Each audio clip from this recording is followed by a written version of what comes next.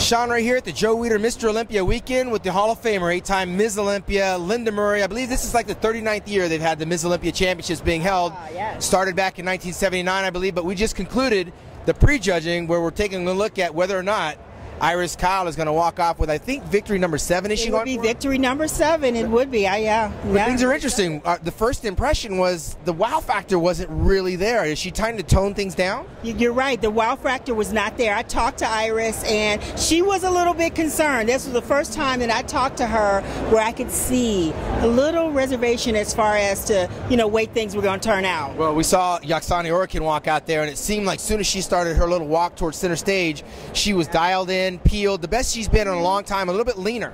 Yes, the best that Yaxani has been. She was in great shape, really great shape. And so, I think that this, there's a question as far as... I don't think she closed the door on this. I mean, Iris was, she was much softer. The wow factor wasn't really there. I mean, traditional, the big back, the big calves, I mean, the muscularity was there, but the crispness wasn't, whereas Yaxani's was. Right, the crispness was not there. It was definitely not there. And the wow factor that we usually see with Iris. Iris still had her great structure, but it was definitely clear. And normally, too, when they turn to the rear and you compare Iris and Yaxani, it was lights out. But in this case, it was not lights out. So things could be interesting. Granted, she was not moved from that center position the champion normally is held in. So those questions will be answered a little bit later on tonight. But noticeably, Brigitte Brzovic, who won the Tampa Bay show not too long ago, she looked good. Yes, Brigitte, she looked great. She really did. She was holding her own. She's like not one of the biggest girls, but she was in great shape.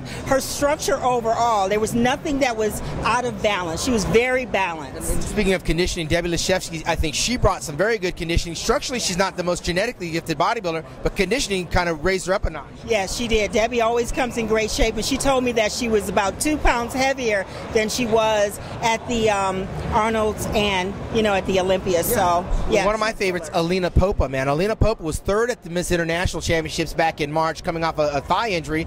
She looked good. I think she might have been a little bit water retentive from the rear. I'm not sure. Yes, Alina did look great. She has a great structure. She wasn't as hard as Iris or as hard as Yaxani. Yeah. She wasn't the hardest, but she definitely is in that top 5. Yeah, well, and that's really where the contest is won and lost. A couple of notables.